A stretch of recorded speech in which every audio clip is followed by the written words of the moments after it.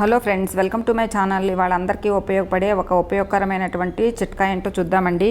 సూదిలో దారం ఎక్కించాలనుకున్నప్పుడు మనకి దారం అనేది ఒక్కొక్కసారి సరిగా ఎక్కక మనకి చాలా ఇబ్బంది పడుతూ ఉంటాం కదండి. అలా ఇబ్బంది కాకుండా ఉండటానికి ఇలా ట్రై చేయండి. కొబ్బరికాయకి వెనక పక్కన పీచు ఉంటుంది కదండి, ఆ పీచులో ఉండి ఒక చిన్న పుల్ల లాంటివి తీసుకోవచ్చు. లేదంటే ఇలాగా మనం ఇల్లు దులిపే కర్రకి ఇలా కుచ్చులాగా ఉంటుంది కదండి, ఆ కుచ్చులో ఉండి ఒక సన్నటి వైర్ అయినా తీసుకోవచ్చండి.